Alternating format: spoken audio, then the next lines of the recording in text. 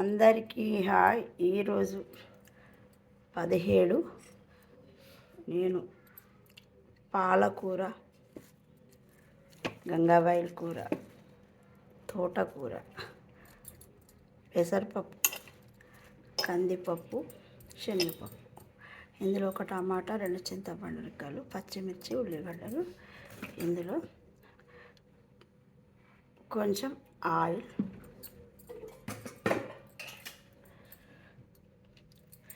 పసుపు,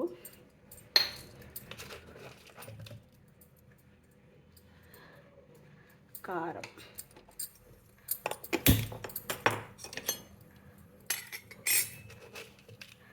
గల్లు మన ఇష్టం. ఇది మంచిగా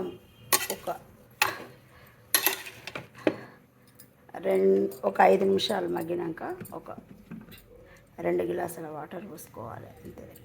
ఒక 2 విజిల్లు ఇచ్చిందంటే బంద్ చేసుకొని పోపు పెట్టుడే. పోపులో వెల్లిగడ్డ, కరివేపాకు,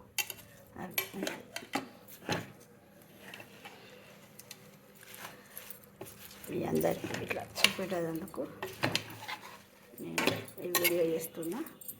మరి ఇట్లా చాలా హెల్దీ ఆకుకూరలు అన్నీ కలిసి పప్పులు 3 తీర్ల ఇవన్నీ కలిపినాం కదా, మరి చాలా హెల్దీ. ఇట్లా అందరూ మీరు ఇట్లా కూడా ట్రై చేసుకోండి. ఈ కర్రీ సూపర్ ఉంటుంది. 3 రకాల పప్పులు, 3 రకాల ఆకుకూరలు.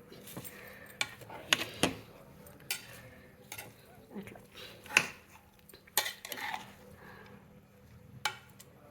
2 వెల్లిగడ్డలు అయితే మరవద్దు.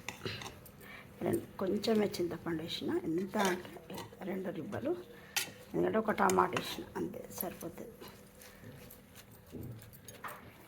కొంచెం మగ్గాలి. మగ్గిన తర్వాత వాటర్ పోసి 2 విజిల్ పెట్టాలి, అంతే.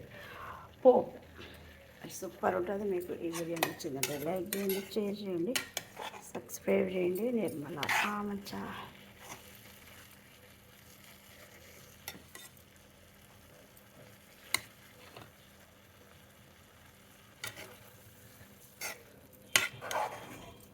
ఆకుకూరలు ఎంత తింటే అంత మంచిది. పప్పులైనా విటమిన్ ఎక్కువ ఉంటుంది.